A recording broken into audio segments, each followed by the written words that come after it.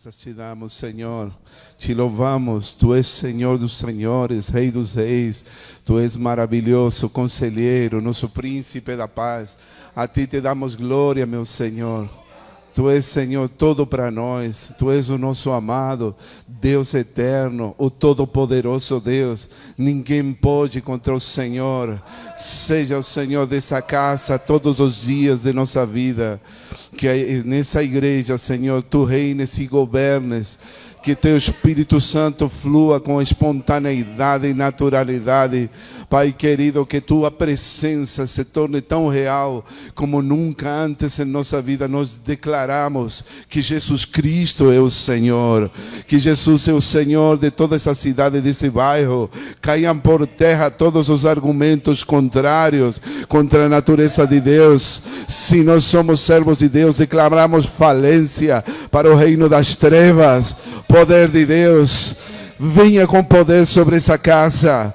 Espírito Santo, comece a transformar nossas vidas. Declaramos, Senhor, a Tua onipotência. Virá o inimigo como um rio, mas o Espírito do Senhor levantará bandeira contra o inimigo em nome de Jesus. Maior é Jesus que está em nós do que aquele que está no mundo. Pai, graças te damos pelo poder da Tua palavra. Diga comigo, Senhor Jesus, abre meus olhos, Senhor, para que eu possa ver e contemplar as maravilhas de Tua palavra. Que Tua palavra seja luz para meu caminho. Abre meus ouvidos, Senhor, para que eu possa ouvir a Tua doce voz. Porque a fé é pelo ouvir, diga com convicção, a fé é pelo ouvir. E ouvir pela palavra de Deus. Em nome de Jesus. Amém. A Deus seja a glória. Pode aplaudir se quiser, não tem problema não. Pode se sentar. Graça e paz, igreja amada, maravilhosa. Que lindo tempo poder estar com vocês aqui. Feliz aniversário para a pastora. Cadê ela? Já foi? Deus abençoe. E obrigado por nos receber mais uma vez, pastor João. Obrigado, pastora Meire, por poder estar em sua casa. O Senhor disse que a sua casa é nossa casa, né? Então a gente já ficou tão à vontade.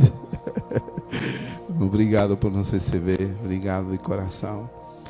E estamos orando, crendo em grandes coisas da parte do Senhor. Crendo em que Deus vai operar de uma forma tremenda em nossas vidas nesse tempo. Nós estamos orando pela família. A família é o projeto de Deus. Deus ama a família. Deus ama grandemente a tua casa e a tua família. Qual é o problema? O diabo não gosta para roubar, matar e destruir, né? Precisa se posicionar para podermos levantar bandeira contra os ataques do inimigo. Nunca na história da humanidade a família tem sido tão atacada pelo diabo. E a gente fica preocupado quando vemos tudo o que está acontecendo contra a família. Os valores da família que precisam ser restaurados. Os valores precisam ser restaurados. Os fundamentos que fazem que uma família esteja edificada sobre a rocha que é Cristo Jesus precisam ser restaurados. Amém? E os valores da família têm sido sepultados ante tantos ataques do inimigo. E a guerra que a família está tendo nesse momento não é uma guerra como a que está acontecendo na Ucrânia. É uma guerra espiritual, uma batalha muito forte, onde são ideologias, conceitos, até doutrinas que atentam contra a integridade da família. E nessa noite eu venho me posicionar junto contigo para orarmos e plantarmos firmes e dizer com todo o nosso coração, clamando como um rugido do leão: eu e minha casa serviremos ao Senhor. Aleluia. E não permitiremos que nenhum Baal entre em nossos lares em forma de nenhuma coisa, nenhum objeto, nenhuma ideia estranha, nem prática, nem hábitos. Eu vim nessa noite me posicionar como um servo de Deus e a profetizar em contra de todos os ataques do inimigo contra a família. Nós precisamos nos unir para lutar essa guerra. É uma guerra já milenária contra a família. Mas bendito seja o nome do Senhor, que nós sabemos qual é o caminho. Deus nos entregou as chaves do reino, para que nós possamos combater contra tudo aquilo que se levanta contra o propósito de Deus para a nossa casa. A palavra de Deus diz que Ele tem planos de paz. E essa noite eu venho dizer que Deus tem planos de paz para a tua casa e tua família. Ele pensa em tua casa. E nós precisamos juntos como igreja podermos estar armados contra os ataques do inimigo. Que o inimigo fique sabendo que nós não somos um povo fraco, nem vulnerável, nem um povo que está na defensiva. Nós somos a igreja triunfante e vitoriosa, que se levanta e nenhumas portas usadas prevalecerão contra a igreja que se levanta para orar, para interceder. Eu que você diria amém em nome de Jesus. Há muitos anos atrás, eu tenho um chamado de Deus e eu tenho me envolvido na obra já aos mais de 35 anos. Eu não sei quanto, mas em breve vou fazer 40 anos. Desde os 18 anos que sirvo a Deus, né? Parece jovem, mas eu não sou tanto assim. Minha esposa que é, ela é que é a minha bonita esposa. Glória a teu nome, Jesus. Nós tivemos um chamado de Deus para nossas vidas. E por isso que nós deixamos nossa terra e viemos para o Brasil. A primeira experiência que tivemos foi lá no Nordeste brasileiro. E tivemos um tempo maravilhoso servindo a Deus. Eu já contei a vocês algumas de nossas histórias. E eu preciso contar para aqueles que vêm pela primeira vez a essa igreja. E também para aqueles que estão nos assistindo pela internet. Amém? Eu preciso contar a vocês que eu, com todo o meu coração, teve boas intenções de servir ao Senhor. Mas isso não serve, não é suficiente ter boas intenções. Há muito mais. A gente precisa de experiência. A gente precisa de preparação. A gente precisa de conhecimento. Da revelação de Deus do que a gente está fazendo. De entender o propósito das coisas. Quando a gente não entende o propósito, tudo serve e você segue em frente, segue em frente, segue em frente. Mesmo você está tendo sinais de que o carro não está funcionando direito, está fazendo uns barulhos esquisitos, fumaçando, e você segue, segue. Vou chegar. Aí de repente chega um momento que o carro começa a ferver, e que acontece? O motor, bate o motor e aí não consegue, e o prejuízo é grande, né? Na vida tem esses paralelos também. A gente continua. Bom, isso foi o que aconteceu um pouco com a minha vida. Eu continuava em frente, fazendo a obra. Resultado, quase que acabo perdendo a minha querida esposa. Por não prestar atenção às pequenas coisas, aos pequenos detalhes. Quase eu perco o convívio, a comunhão com minha família. E hoje, em nome de Jesus, depois de ter aprendido as minhas lições, depois de ter me humilhado e quebrantado, depois de ter ficado sozinho por um tempo, eu dou testemunho, né? Que a minha família tem sido restaurada pela graça de Deus. Eu sou um testemunho de uma vida transformada e restaurada, porque buscamos a Deus, porque tivemos o desejo de mudar, de sermos transformados. Eu ia ser uma vítima mais, uma estatística mais de uma família destruída. Mas Deus seja louvado, maior é Jesus que está em nós do que aquele que está no mundo. Nós ainda, apesar de todos os pronósticos em nossa contra, apesar de todas as improbabilidades, estamos juntos. E sabe o que mais? Eu tenho meu filho junto conosco. E isso é algo maravilhoso que me enche de alegria. Eu sei, eu sempre digo, nós não temos filhos perfeitos e nenhum de nós tem filhos perfeitos.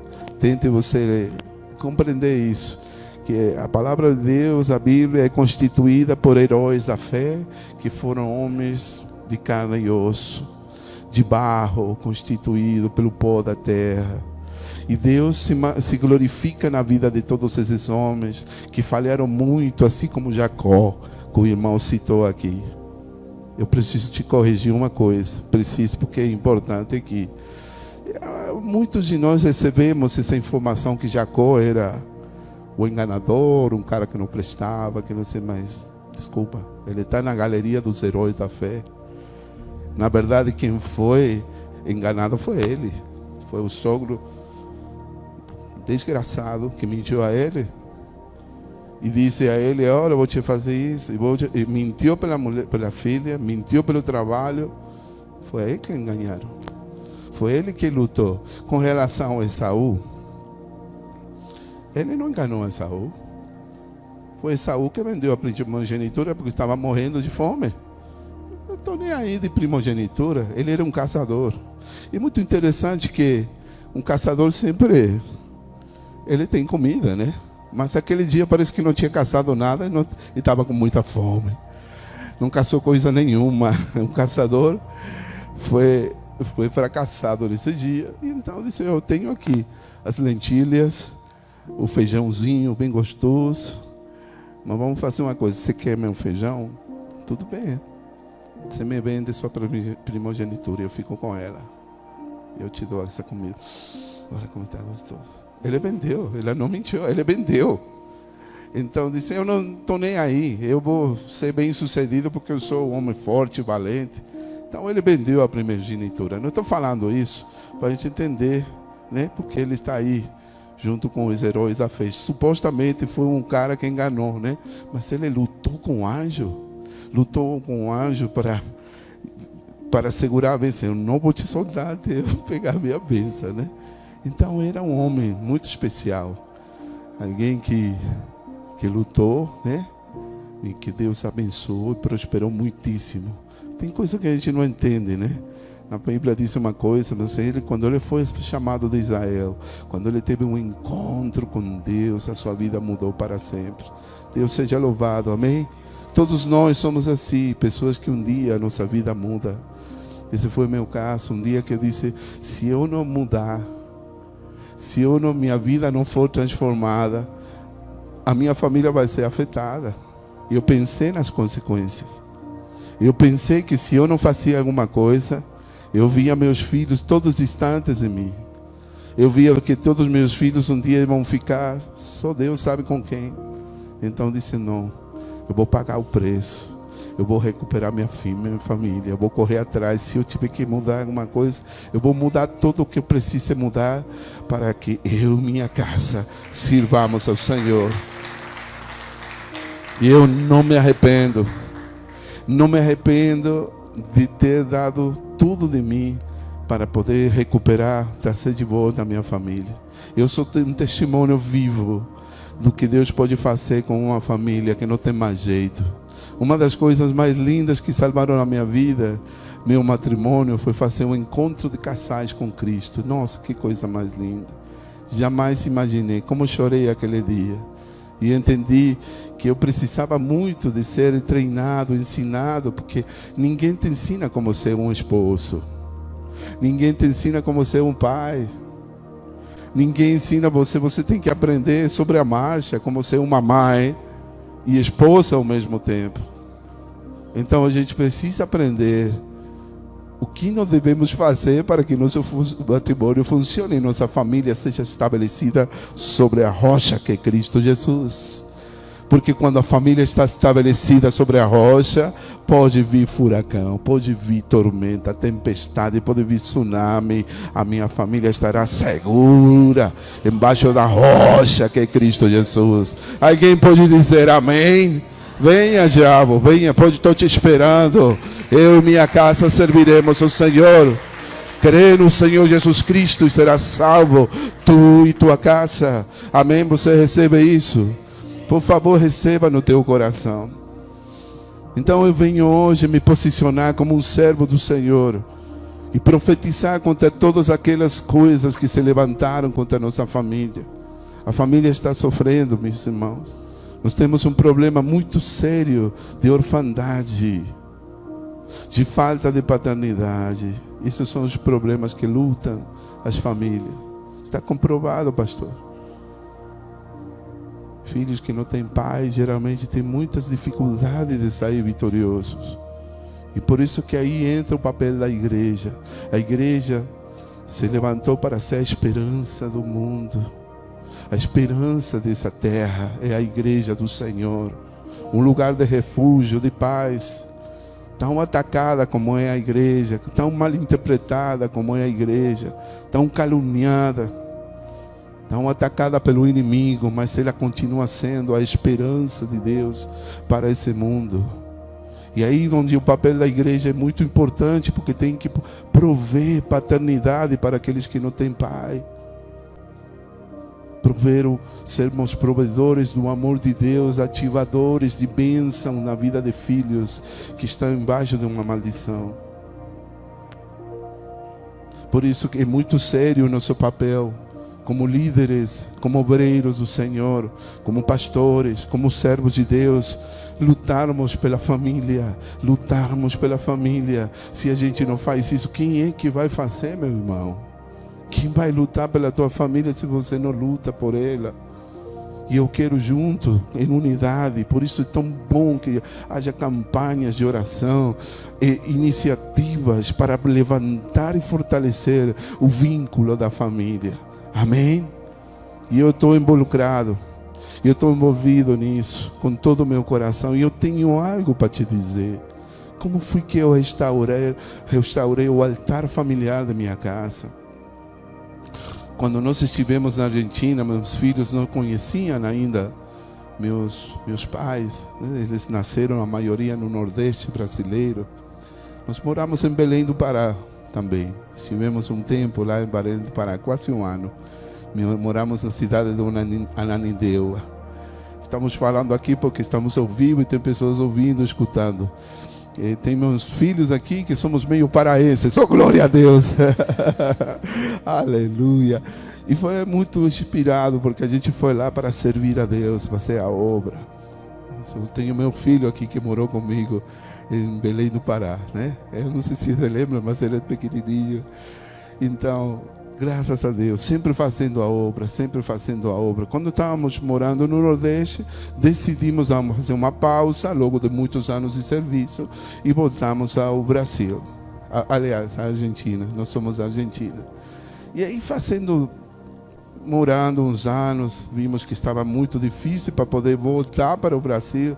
Aí família numerosa, né? A gente precisava de muito dinheiro para a passagem, para poder voltar para o Brasil. Resultado, eu acabei entrando num trabalho, comecei a ganhar muito dinheiro, Deus seja louvado. Passei meus desertos no começo, mas depois Deus me abençoou. Comecei a trabalhar pela internet, comecei a ganhar dinheiro. E depois de um bom tempo, eu fiquei entrando na zona do conforto. E esqueci que meu trabalho era para poder voltar para o Brasil. Eu esqueci, perdi a visão. Então, quando a gente começa a ganhar muito dinheiro, você começa a interpretar algumas coisas de forma errada. Se você não for fiel no pouco, você não vai ser fiel no muito. Então, por isso é muito importante você ser fiel com o pouco que Deus provê para você. Se Deus te provê um salário mínimo, seja fiel com o salário mínimo. Se você administrar bem seu dinheiro, se você for um bom administrador, Deus vai suprir mais para você. Amém? Então seja fiel, honre a Deus, coloque a Deus em primeiro lugar. A primeira coisa que a gente deve fazer é honrar a Deus com nossos dízimos e ofertas. Isso é segredo, não tem outra conversa não. Quando você for fiel, honrando a Deus com dízimo e oferta, o Senhor vai te abençoar. O que aconteceu? Eu comecei a ganhar muito dinheiro. E então eu estava dizimando, já não estava ofertando mais. Aí de repente meu dízimo começou a ser muito alto. E aí que vem os problemas. Quando você ganha muito dinheiro, vem os problemas quando você não é fiel com os dízimos. E infelizmente, amados, eu preciso te contar isso, porque aí vem todo tipo de desgraça para a minha família, de maldição. Um certo dia, quando eu não estava dizimando direito, eu estava só colaborando com as igrejas, para vários ministérios eu dava, mas eu estava ganhando 5 dígitos, pastor. 5 dígitos em moeda americana. Era muito dinheiro, Deus seja louvado. E chega um momento, pastor, que eu lembro que minha mãe nos convidou para jantar, fomos com toda a família, tinha um carrão muito bonito, né? Topo Turbo. Eu chamava assim um carrão Hyundai que eu tinha comprado à vista.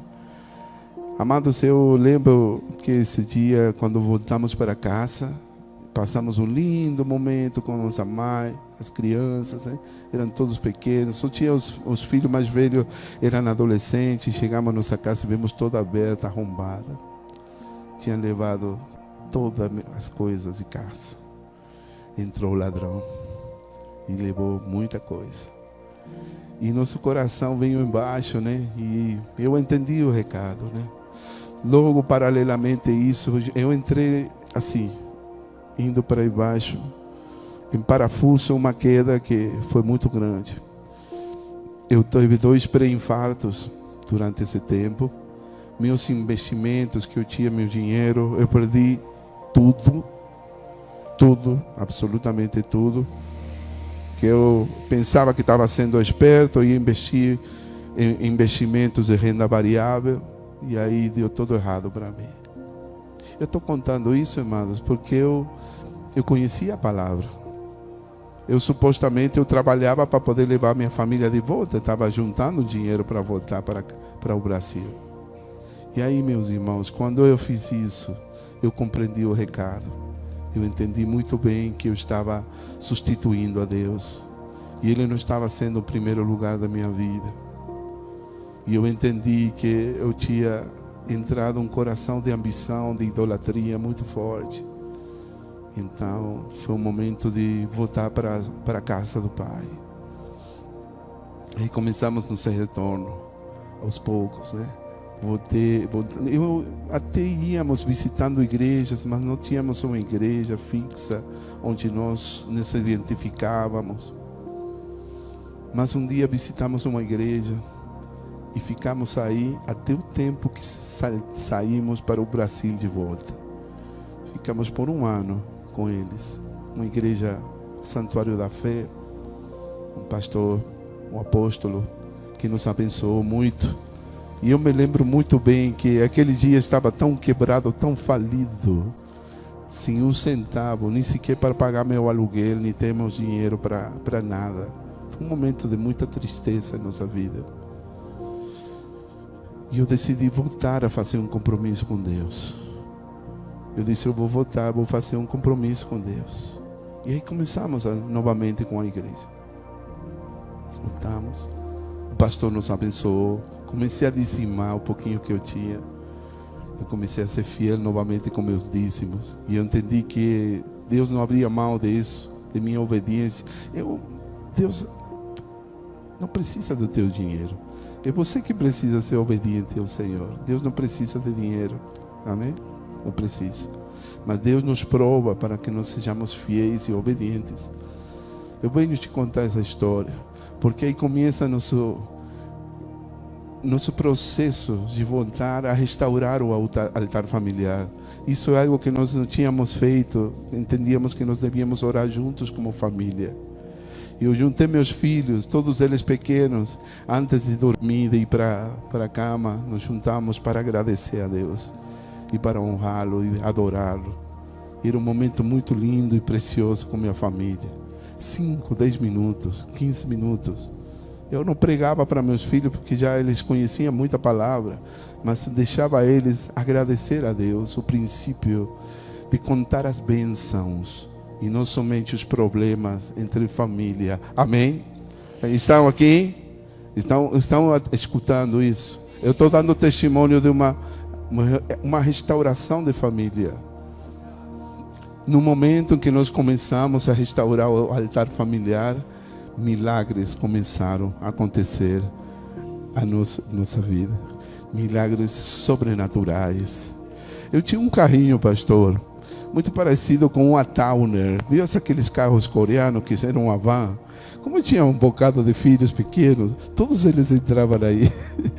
E um carro pequenininho, né, daqueles coreanos, uma Towner, assim, algo assim. Lá tinha outro nome, era outra marca. Mas era um carro coreano e eu sempre ia com eles, né? E nós chamamos ele de Topolino, o famoso Topolino. E junto com as crianças íamos para a igreja, íamos. Um dia meu carro deu problema e ficou aí na minha casa. Eu não tinha condições de reparar o carro, ele estava quebrado. Meu irmão, eu me lembro que eu tentei vender ele quando ele estava em perfeitas condições. Nunca consegui vender ele, nunca. Passaram anos e eu não conseguia vender, ninguém tinha interesse. O pessoal ia com dinheiro, ficava olhando assim. Não, obrigado, não vou ficar com ele. Coloquei anúncios no jornal, nada. Mas ele estando quebrado, estando na oficina mecânica, eu já estava embaixo de bênção. E aí a tua história muda, meu irmão. Um dia passou um homem, dono de uma padaria, e olhou para o carro, assim, para o meu carro, e disse: uau, isso que eu preciso. Quanto que o Senhor quer para... E assim, estando quebrado o carro, sem condição, não funcionando nada, ele se encarregou de tudo e ficou com o meu carro. E eu vendi meu carro. Um carro que eu não vendia mais de jeito nenhum, nunca consegui vender. Mas quando você está embaixo da bênção, meu irmão, as coisas milagrosas acontecem. Amém? Então se prepara. Eu consegui vender meu carro, uma coisa impossível de acontecer, mas eu estava embaixo de uma bênção. O pastor era um apóstolo, um homem de Deus, e tinha uma unção apostólica na sua vida, nos abençoou. E nós começamos de zero, começamos novamente nossa caminhada com Deus, a nos preparar para voltar para o Brasil. E depois, cadê o dinheiro, pastor, para poder voltar? Olha o que Deus fez, pastor. Nós tínhamos uns amigos em Natal, Rio Grande do Norte, um casal muito querido, que eu trabalhava com eles em um centro de reabilitação. Eu fui diretor de uma ONG que eles tinham e ajudei eles nesse trabalho. Eu me lembro que nesse momento que eu chorava e chorava porque eu queria muito voltar para o Brasil e não tinha o dinheiro. Senhor, como é que a gente vai fazer? Oh meu Deus, eu estava aí com minhas lágrimas chorando, Senhor, derramando meu coração. E Deus, eu sou essa criança que está aqui na frente. Já não é mais criança, né? Ele está em idade do teu filho. Naquele dia ele era criança. Ele era um jovem, adolescente, pré-adolescente.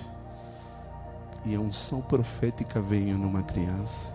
Nunca me esqueço disso. Eu chorando, derramando meu coração na sala da minha casa. E ele se levantou e disse: pai, eu estou vendo uma visão aqui. Eu estou vendo o filme do soldado Ryan. O resgate do soldado Ryan. Quem assistiu esse filme? O resgate do soldado Ryan. Já assistiu? Muito forte. Cheio de lições. Todo líder deve assistir esse filme. Eu estou vendo ele, pai, e o Senhor me disse assim, que aquele sargento que estava aí com as balas, lutando aí, já morrendo, e o tanque vindo para arrebentar todos os pouquinhos que tinha ficado, estou vendo ele assim, você é um deles, e você atirado aí as últimas balas. E o Senhor me disse que te diga, pai, a ajuda está vindo em caminho. O reforço está vindo a caminho. E ele me profetizou, meu filho. Olha só. A Bíblia diz que nossos filhos, Deus usará, né? Para poder trazer paz a nossas casas, nossos lares. E eles nos pastorearão. Quando eu vejo seus filhos aqui, pastor, sendo tão honrados, isso é um cumprimento profético do que Deus está fazendo. Eu derramarei do meu espírito sobre toda a carne, e vossos filhos, vossos jovens profetizarão, serão cheios do espírito. Eu me lembro do que Cristian, meu filho, que está sentado aqui na minha frente, veio e me disse: o Senhor diz que te diga, pai, a ajuda está a caminho. Não passou 24 horas. Não passou 24 horas. No dia seguinte, Talvez tenha sido 48 horas, não lembro dos detalhes. Eu recebo uma ligação, eu estando em Tucumã, na Argentina, cidade onde eu nasci, onde eu recebo uma ligação de me ligava meus irmãos dizendo, Humberto e Selveni, esse casal querido, dizendo, olha, nós acabamos de vender nossa propriedade, estamos indo aí para a Argentina para te visitar. E Deus me colocou no meu coração de te abençoar e te ajudar com todo o dinheiro que você precisa para todos os teus filhos voltar para o Brasil. Eu vou te ajudar. Glória a Deus. A ajuda estava em caminho. Os irmãos vieram, fizeram uma viagem de 5.000 quilômetros. Que casal doido. Não sei como eles fizeram isso, de onde tiraram forças. Eu não tenho força nem para ir nem para o Rio de Janeiro, mas eles gostavam de viajar, aquele casal. Deixou tudo para vir nos visitar de Natal. Olha só, chegar até Rio do Grande do Sul são como 4.000 quilômetros. Da fronteira da Argentina até minha cidade era mais 1.500 quilômetros. Eu estou terminando, família, viu? Estou terminando. Eu quero te deixar esse testemunho. Como Deus fez, quando uma família está embaixo da bênção do Senhor, espere milagres sobrenaturais, porque Deus vai honrar a tua obediência e teu posicionamento com o Senhor. Amém? Em nome de Jesus, aquele casal veio em carro, nos buscou e nos deu todo o dinheiro que necessitamos. No ano 2011, ele era mais de R$2.000, eram como $2.000 ou algo assim. Era muito dinheiro, meu irmão, quando o real valia muito mais. Então, meus amados, estou contando essa história para contar que é possível que uma família seja restaurada pelo Senhor, abençoada e milagres acontecer. Se você está embaixo de uma cobertura de bênção, como essa igreja aqui providencia para as famílias, nós vamos andar em milagres. Amém? Receba isso em nome de Jesus. Receba. Para terminar, quero te contar quais são os segredos para nós trazermos a bênção do Senhor em nossa casa. Eu estava orando por essa igreja antes de vir para aqui. E Deus coloca no meu coração a história de Obed-Edom. Como ele trouxe bênção na sua casa. Por favor, abra comigo sua Bíblia. 2 de Samuel, capítulo 6, versículos 1 em diante.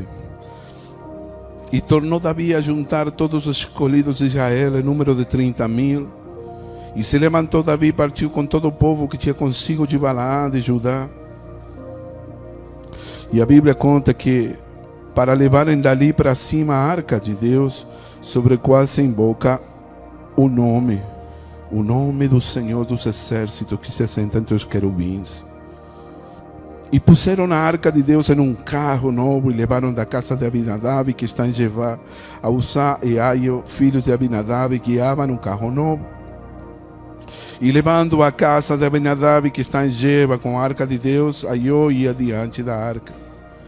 E Davi e toda a casa de Israel alegravam-se perante o Senhor, com toda sorte de instrumentos de madeira, de faia, com harpas, com saltérios, com tamboris, com pandeiros e com símbolos. Chegando a ira de Nacon, estendeu Uza a mão à arca de Deus e segurou-a, porque os bois a deixavam pender. Então a ira do Senhor se acendeu contra Uzá. E Deus o feriu ali por esta imprudência. E morreu ali junto à arca de Deus. E Davi se contristou porque o Senhor abrira a rotura no Uzá. E chamou aquele lugar Pérez Uzá até o dia de hoje. E temeu Davi ao Senhor naquele dia e disse: como virá a minha arca do Senhor? E não quis Davi retirar para si a arca do Senhor para a cidade de Davi, mas Davi a fez levar à casa de Obed-Edom, o geteu. E ficou a arca do Senhor em casa de Obed-Edom, o geteu, 3 meses. E abençoou o Senhor Obed-Edom e toda a sua casa, Versículo 12, por favor, sublinhe o versículo 11 e o versículo 12. Se você tem uma caneta e se você gosta de estudar a Bíblia, eu sugiro você sublinhar esses dois versículos, porque são os versículos-chave dessa história. Ficou a arca do Senhor em casa de Obed-edom no Geteu 3 meses. Diga comigo, 3 meses. E abençoou o Senhor a Obed-edom e toda a sua casa. Então avisaram a Davi, dizendo: abençoou o Senhor a casa de Obed-edom e tudo quanto tem, por amor da arca de Deus. Foi, pois, Davi, trouxe a arca de Deus para cima da casa de Obed-edom, a cidade de Davi, com alegria. Aleluia. Acá um caso tremendo de prosperidade. Eu vou pular aqui um pouquinho para trás. 1 de Samuel, capítulo 6. Veja outro caso, um contraste tão grande. Quando a arca do Senhor estava na terra dos filisteus, não vou contar toda a história, a Bíblia conta que os filisteus ficaram desesperados porque estavam sendo amaldiçoados com a presença da arca do Senhor, da arca da aliança, na terra dos filisteus. E então disse: não, a gente não quer mais essa arca, manda de volta para Israel. E ficaram desesperados. E eles trouxeram chegou para a casa de Abinadab, que eu tenho entendido que era um sacerdote do Senhor. Em 1 de Samuel, capítulo 6, versículos 21, diz: enviaram, pois, mensageiros aos habitantes de Kiriat Jearim, dizendo: os filisteus remeteram na arca do Senhor, descei, pois, e fazei-a subir para vós. Ninguém queria a arca da aliança, porque ela só trazia maldição. Então vieram os homens de Kiriat Jearim e levaram a arca do Senhor e a trouxeram à casa de Abinadab, o outeiro, e consagraram Eleazar seu filho para que guardasse a arca do Senhor. No versículo 2, escuta bem que interessante isso aqui. Sucedeu que desde aquele dia a arca ficou em Kiriat Jearim, e tantos dias se passaram que chegaram até 20 anos. 20 anos! E lamentava toda a casa de Israel após o Senhor. Diga comigo, 20 anos. Eu vou parar aí e eu vou deixar o Espírito Santo agora começar a ministrar seu coração. Fala conosco, Espírito Santo. Eu me pergunto a mesma pergunta que você se faz: como é que a arca da aliança era maldição para uma casa e era de bênção e prosperidade para outra casa? Eu tenho entendido que Abinadab, ela tinha uma função sacerdotal e ele estava responsável. Diz que ficou 20 anos. Nada aconteceu 20 anos na casa de Abinadab. A pergunta é por quê? Mas na casa do Obed-edom, o Geteu, ela ficou 3 meses e diz que o Senhor abençoou tanto. A arca da aliança está na casa de Obed-edom. Abençoou muito a casa de Obed-edom. Diz que trouxe grande prosperidade nesses 3 meses. Amém? O que chama a atenção é que ele era Geteu. O Geteu era de uma certa tribo. Há um conflito aí, porque alguns teólogos e alguns eruditos da Bíblia dizem que é impossível que esse homem poderia ter sido estrangeiro. Não era judeu, mas ninguém sabe de onde era. Sabem quem era Geteu? Golias, o filisteu. Então era da mesma tribo deles, da mesma casa. É muito provável que Obed-edom era um estrangeiro, não tinha nada a ver com o povo de Israel. Inclusive até o nome Obed-edom, né? Descendente de uma tribo que começou com Esaú. É uma coisa que a gente às vezes fica se perguntando: a bênção não é somente para o povo de Israel?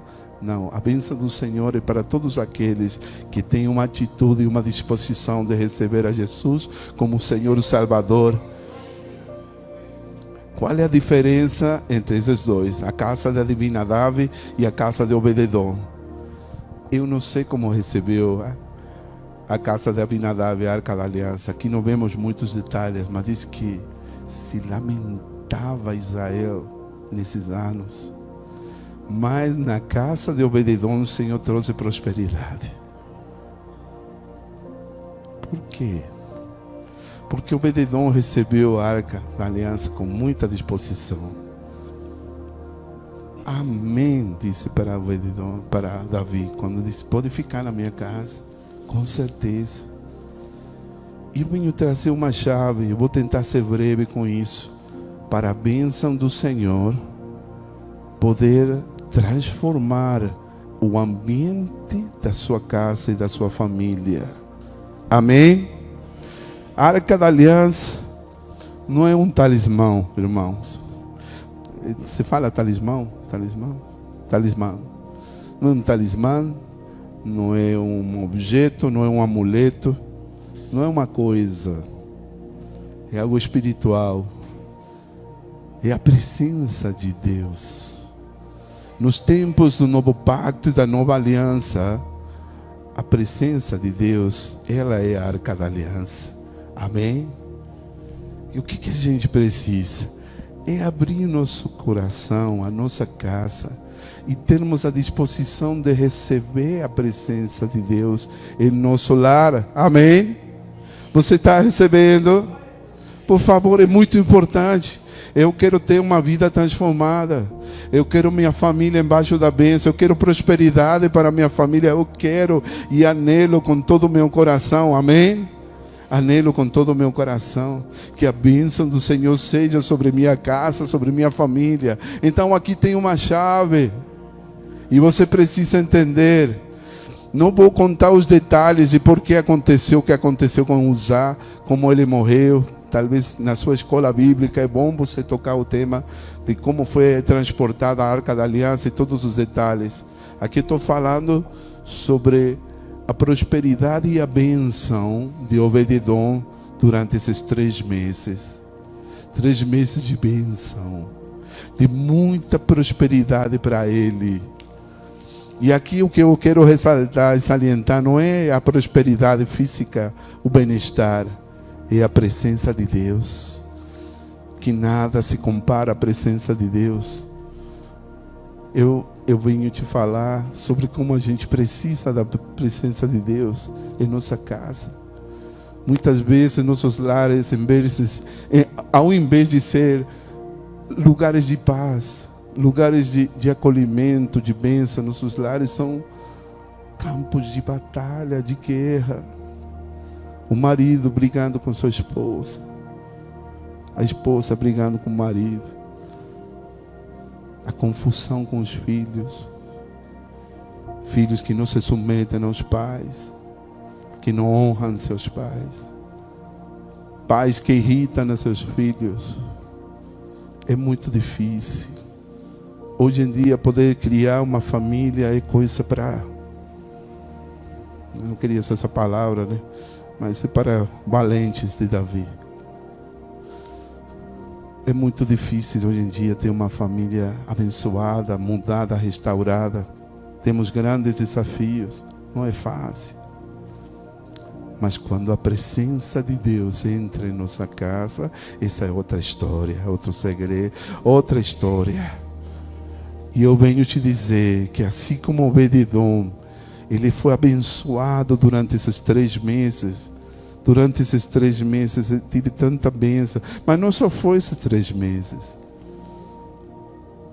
Nós temos um segredo, uma chave para que a bênção do Senhor, a presença de Deus, possa repaire em nosso lar, em nossa casa, para que seja um lugar de paz, para que seja um lugar onde haja tranquilidade, onde seus filhos se sentam na vontade, onde você possa se sentir feliz de morar com teus filhos e vice-versa.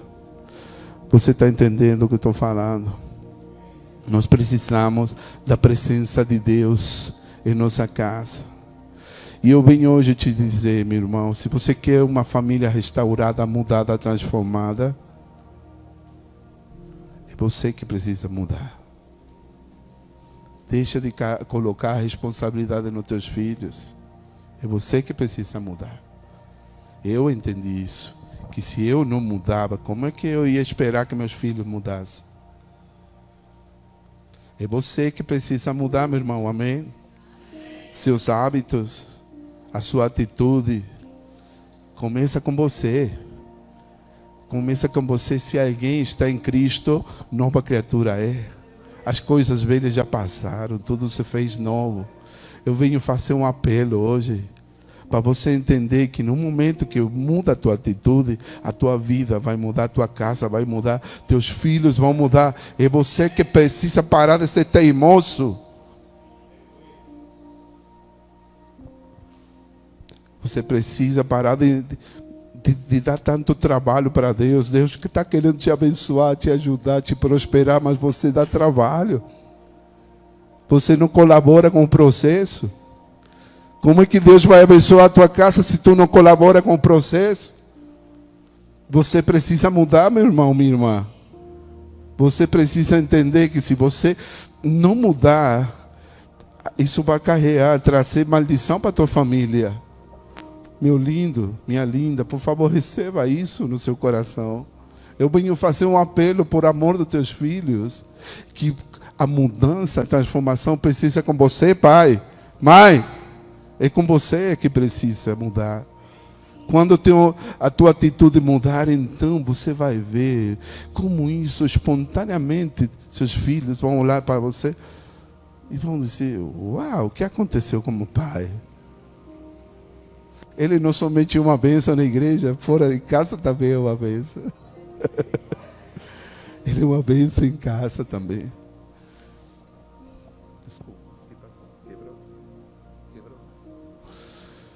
Amém, amados? Por favor, em nome de Jesus, receba isso. Assim como o Obed-Edom foi prosperado e abençoado, não somente 3 meses. E aqui é uma lição muito importante que aprendemos. A gente não deve fazer isso aqui, lição de liderança. Não sabemos a origem de Obed-Edom. É muito provável que ele tenha sido estrangeiro, não judeu. Obed-Edom, o geteu, da tribo de Golias. Deus não faz acepção de pessoas.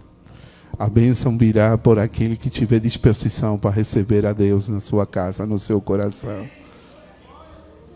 Não vamos fazer acepção de pessoas, irmãos. Nunca. Um verdadeiro cristão não anda criticando outros ministérios. Nós somos o reino. Pelo amor de Deus, entenda isso. Na galeria dos heróis da fé está Raab, a prostituta. Mas a linhagem de Jesus vem dela, dessa mulher, que ela recebeu aos espias, né, do exército de Josué, para que o exército pudesse entrar e conquistar Jericó. Tem uma música que poder colocar bem baixinho, uma música de fundo. Vamos terminar fazendo uma oração. Eu quero falar ao teu coração essa noite. Que o Deus Todo-Poderoso, o eterno Deus, seja sobre a tua vida. E você receba Deus na tua casa. Aquele hino tão bonito, né? Que a gente canta às vezes. Senhor, né? Entra na minha casa. Entra na minha vida. Amém? Que possa ser de todo o coração. É um tempo de nós deixarmos que nosso lar, nossa casa, seja invadido pela presença de Deus. Você já experimentou muita coisa. Escuta. Estou terminando, filhos. Você já viveu muita coisa na tua casa, na tua vida. Já tentou muitas coisas. Por que você não tenta trazer a presença de Deus na tua casa? Por que você não começa uma búsqueda de Deus? Você vê que as coisas não estão mudando, continuam do mesmo jeito, nada muda. Você vai para a igreja, faz um compromisso com Deus, mas tudo continua igual. Vamos experimentar fazer uma coisa diferente. Vamos convidar a presença de Deus a entrar em nosso lar, para que a bênção do Senhor resida em nossa casa. Aquilo que a gente não pode fazer com nossos filhos, eu reconheço. E eu entendo você, que é muito difícil poder criar filhos em um tempo tão difícil que vivemos. Mas deixa Deus te ajudar na educação e na criança dos teus filhos. Amém? Você quer isso? Você deseja isso? a ajuda do Senhor. Convida a presença de Deus vir na tua casa, no teu lar. Jovens, escutem bem o que estou falando. Crianças, se você vê que seus pais não mudam e continuam do mesmo jeito, começa você fazendo uma oração por eles. A oração de uma criança é poderosa. A oração de um jovem é poderosa. Se você que não há mudança, você está vendo que não há mudança nenhuma na tua família, começa você mudando e começa a interceder pelos teus pais, e você vai ver milagres acontecendo na tua família. Vamos orar. Vamos pedir que o Senhor invada a nossa casa com sua presença, com violência, com força. Fica de pé, amém. Espírito Santo, Espírito Santo, obrigado, Senhor. Obrigado pela minha família. Comece a abençoar a tua família. Comece a orar pela tua família. Ora do jeito que você sabe. Ora em línguas estranhas. Ora do jeito que você senta no teu coração. Mas por favor, ore pela tua família, que é projeto de Deus. Ela é o jardim de Deus, cheia de flores. A coisa mais linda que Deus fez é a tua família. Deus ama a tua família. Deus ama de paixão a tua família. Espírito Santo, poder de Deus, poderoso e eterno Deus, estamos aqui intercedendo pela nossa família, orando pela nossa casa, orando para que haja as famílias restauradas, Senhor, lares transformados pelo poder de Deus. Nós te damos graças, Senhor. Senhor, nos arrependemos.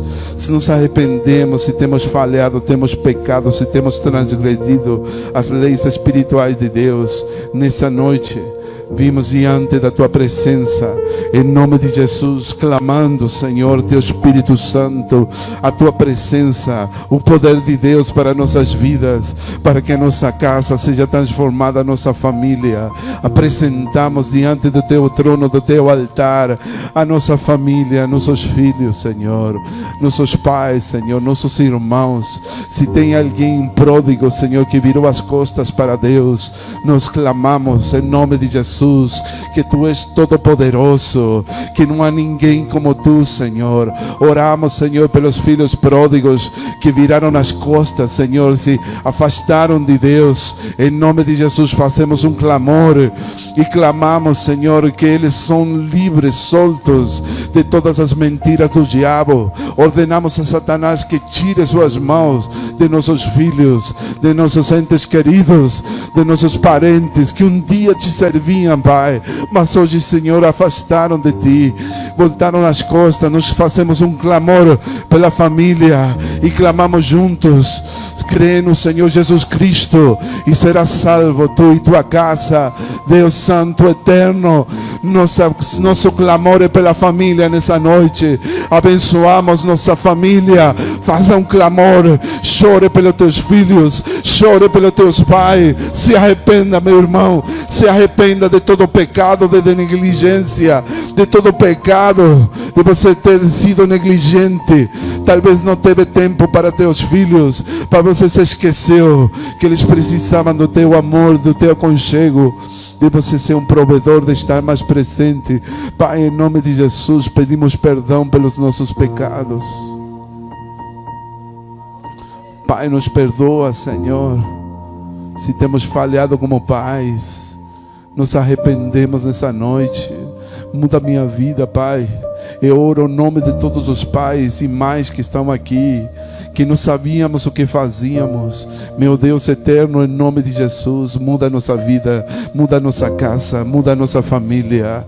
No poder do nome de Jesus, declaramos a nossa família salva e restaurada. Nossa família tem propósito. Em nome de Jesus, diga comigo: Senhor Jesus, eu creio no poder de Deus. Consagro minha família para ti, Senhor. Eu faço um compromisso contigo. Eu renuncio, Senhor, a todo pecado, a toda negligência. Ativa em mim uma fome e sede de Ti, Senhor. Que eu possa Te buscar todos os dias em minha vida. Que o Senhor seja meu primeiro amor. Em nome de Jesus. Amém. Amém. Eu te abençoo em nome de Jesus. Coloca a tua mão na cabeça. Todo o poder das trevas caia por terra em nome de Jesus. Declaro libertação de toda a opressão do inimigo por qualquer uma dessas famílias que estão aqui. Em nome de Jesus, eu ordeno, Satanás, tira tua mão de qualquer uma dessas famílias aqui. Dessa noite, declaramos que nossa família é blindada com o poder e o sangue de Jesus. Em nome de Jesus. Amém. Amém.